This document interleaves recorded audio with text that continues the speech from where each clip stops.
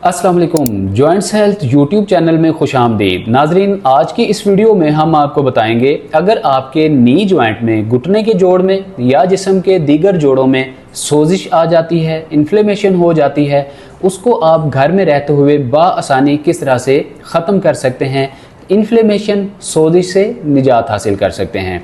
लिहाजा अगर ये वीडियो आपके लिए है, इस वीडियो को आप मुकम्मल देखिए, बेल आइकन को प्रेस करके चैनल को ज़रूर सब्सक्राइब कर लीजिए ताकि आइंदा आने वाली वीडियो का नोटिफिकेशन सबसे पहले आपको मिल सके। आप जॉइंट्स हेल्थ यूट्यूब चैनल की फैमिली का हिस्सा बनिए और ये वीडियोस आप ऐसे लोगों के साथ ज़रूर शेयर किया करें जिन लोगों को इस तरह के मसाइल दरपेश होते हैं। अगर आप इन सारे डाइट प्लान्स को, आप हमारी इंस्ट्रक्शंस को फॉलो करने के साथ साथ एक्सरसाइज प्लान फॉलो करना चाहते हैं तो हमारा ऑलरेडी यूट्यूब के ऊपर अतीकुर रहमान शेख यूट्यूब चैनल मौजूद है।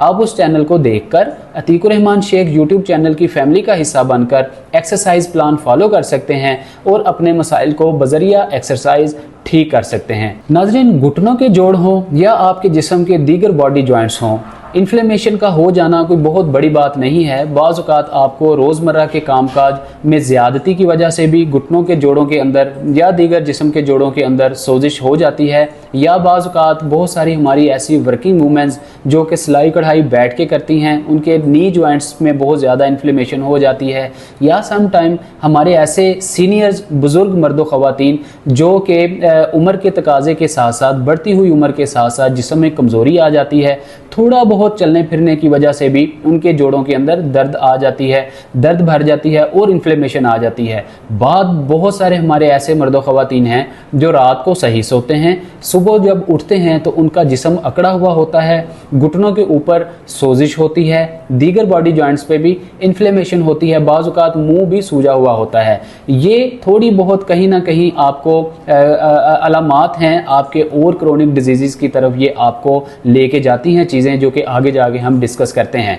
अब नाजरीन, अगर यही इन्फ्लेमेशन आपकी अगर चंद हफ्तों तक मुहित रहे, चंद हफ्ते आपकी इन्फ्लेमेशन रहे, इसको हम एक्यूट इन्फ्लेमेशन कहेंगे। ये एक्यूट स्वेलिंग होगी जिसको बदर करना बहुत ज़्यादा ज़रूरी नहीं है, टेंशन लेने वाली बात नहीं है, बाआसानी ये हल हो सकता है मसला थोड़ी सी एहतियात करने से, थोड़ी सी परहेज़ करने से, कुछ लाइफस्टाइल मॉडिफिकेशन के ज़रिए। लेकिन यही इन्फ्लेमेशन अगर आपकी 4 हफ्तों से ज़्यादा, 4, 5, 6 हफ्तों से ज़्यादा की हो जाती है, 1.5-2 माह से ज़्यादा टाइम हो जाता है, देन हम इसको क्रोनिक इन्फ्लेमेशन स्वेलिंग कहते हैं। नाज़रीन, ये जो क्रोनिक इन्फ्लेमेशन या स्वेलिंग होती है, सोजिश होती है, ये आपकी क्रोनिक डिजीज़ लाइक जिस तरह से आपको ऑस्टियोआर्थराइटिस का प्रॉब्लम हो जाए, या आपको रोमाटॉइड आर्थराइटिस का मसला हो जाए, ऑस्टियोप्रोसिस का मसला हो जाए, इस सूरत में आने वाली सोजिश को हम कहेंगे कि ये क्रोनिक इन्फ्लेमेशन है। अब इस इन्फ्लेमेशन को सीरियस लेने की ज़रूरत है। अगर अभी भी आप इसको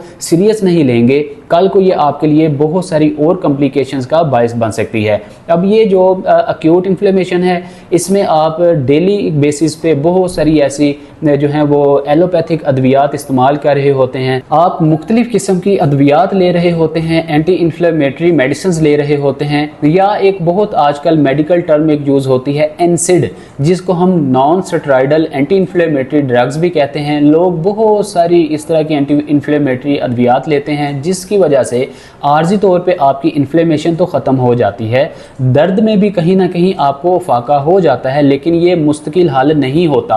आप क्या करते हैं, आप बस वो मेडिसिन ली, आर्जी तौर पे फाका हुआ, फिर 2, 4, 5, 6 दिन बाद आपको वही मसला होता है, आप सर पकड़ के बैठ जाते हैं कि इसका मुस्तकिल हल क्या होना चाहिए।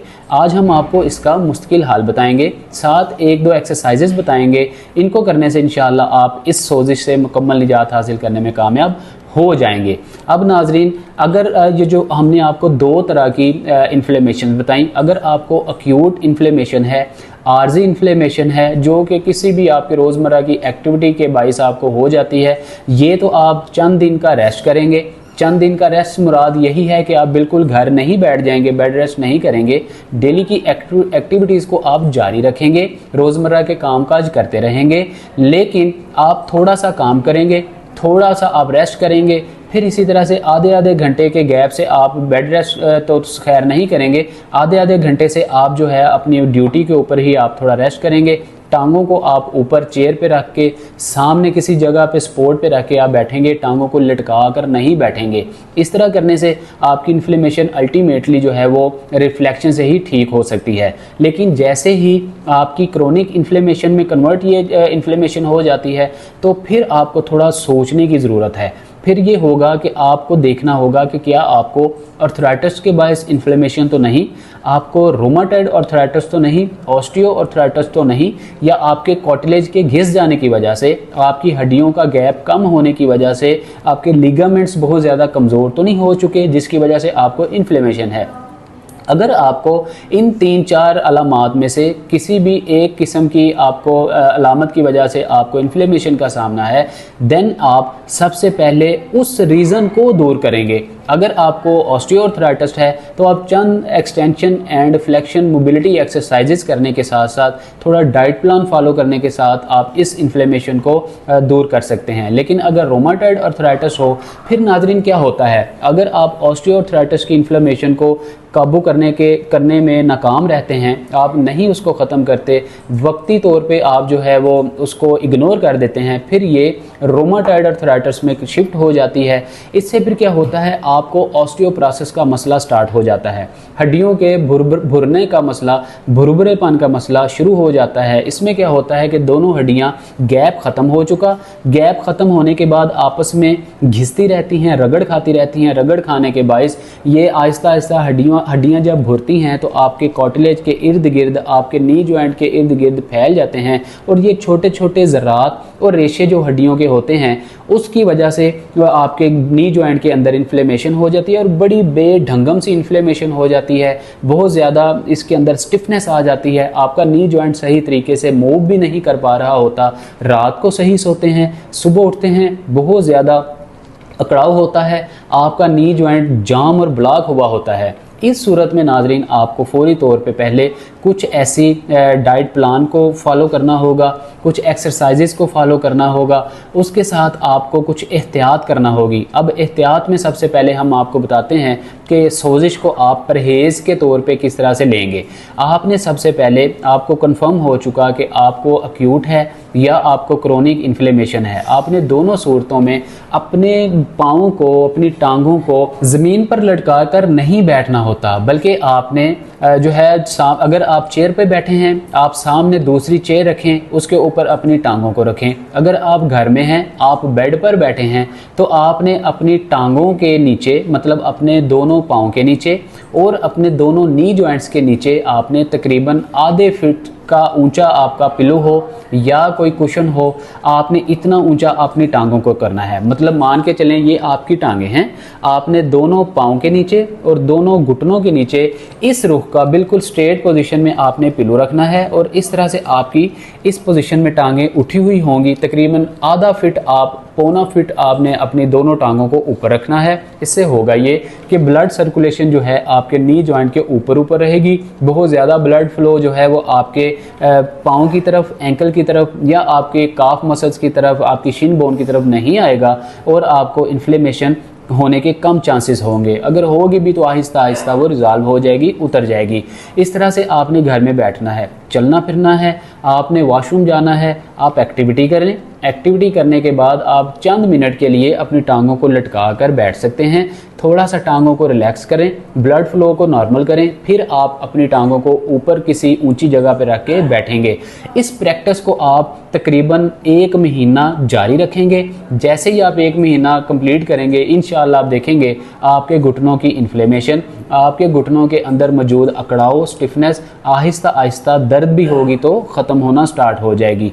दूसरा तरीका ये है कि आपने अपने जूते पे बहुत ज़्यादा फोकस रखना है। जो आप घर में जूता इस्तेमाल कर रहे हैं वो आप, अगर तो चाइना का जूता है, नहीं यूज़ करना। आपने गर्मी है या सर्दी है, कैनवस शूज़ आप यूज़ करें, जॉगर्स आप यूज़ करें, ऐसे आप मेडिकेटेड शूज़ यूज़ करें जिनको चलने में बहुत ज़्यादा आपको आसानी महसूस हो।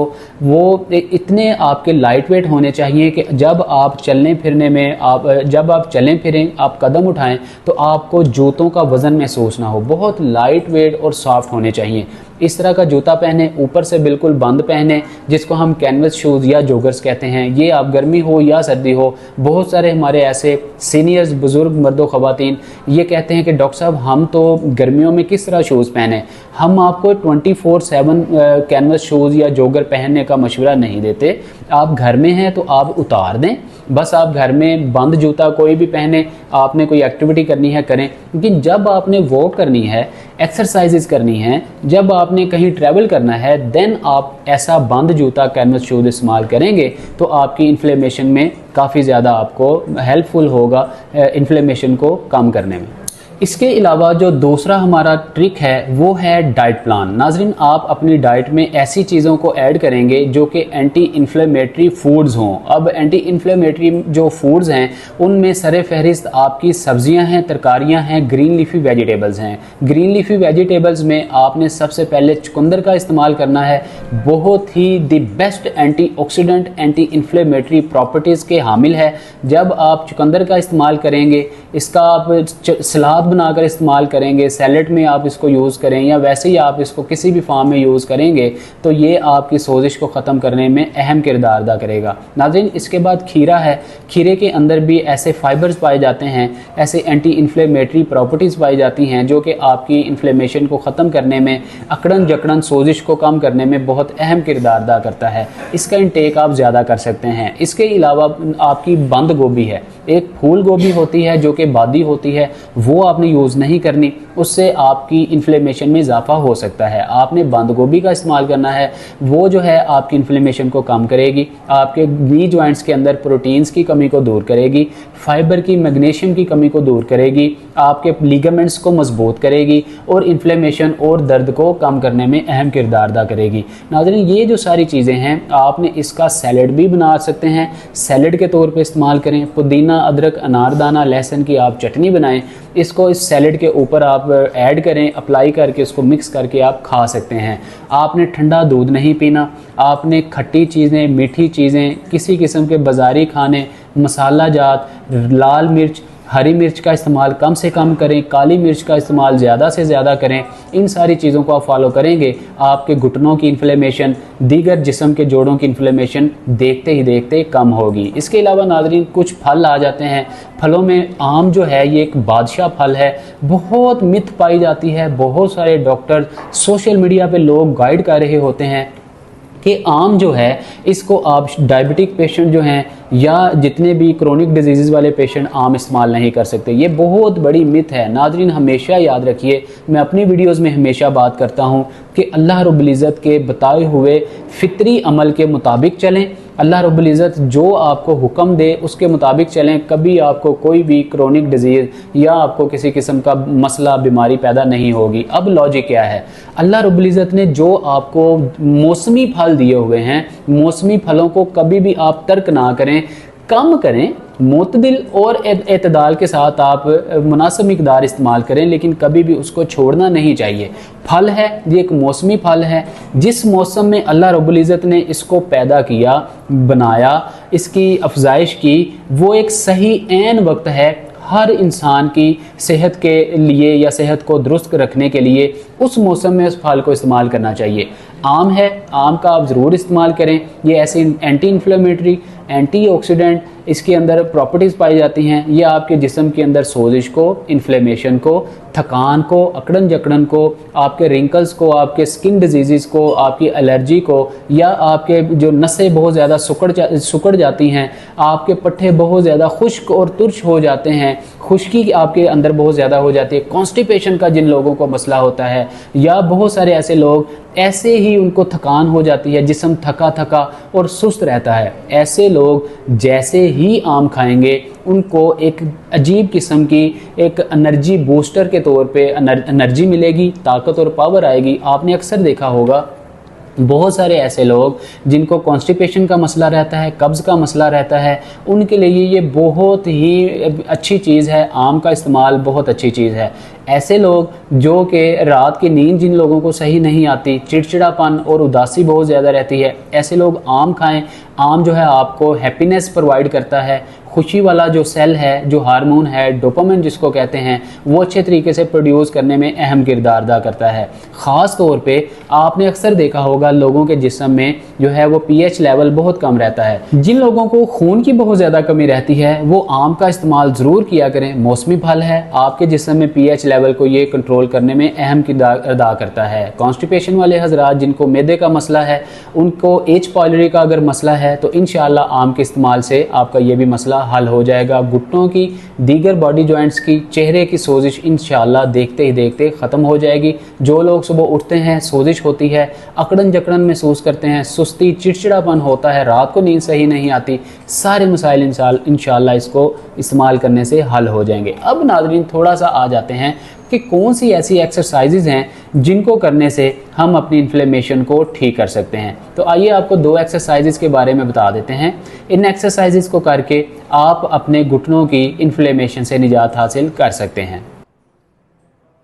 नाज़रीन हमारी जो पहली एक्सरसाइज है, आपको ये नज़र आ रहा होगा, आपको दिखाई दे रहा होगा, इस तरह से आपने बिल्कुल स्ट्रेट पोजीशन में लेटना है। स्ट्रेट पोजीशन में आपने लेटने के बाद अपने दोनों नी जॉइंट्स के नीचे और अपने दोनों पाँव के नीचे आपने इस तरह से कोई भी घर में आपके पास पिलो है, कुशन है या कोई रज़ाई तलाई है, उसकी आप 2 तह लगा लें।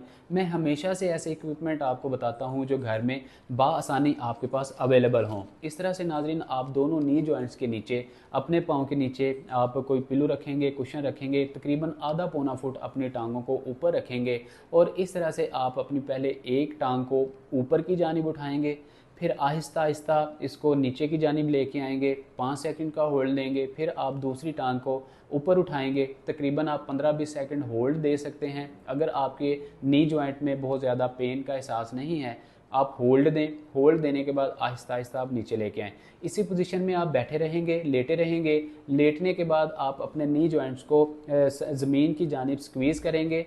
स्क्वीज़ जब आप करेंगे तो आपकी ब्लड फ्लो तेज़ होगा, आपकी इन्फ्लेमेशन कम होगी, साइड पे मौजूद जो लिगामेंट्स हैं वो मजबूत होंगे और आपके जो घुटने की इन्फ्लेमेशन है आहिस्ता आहिस्ता कम हो।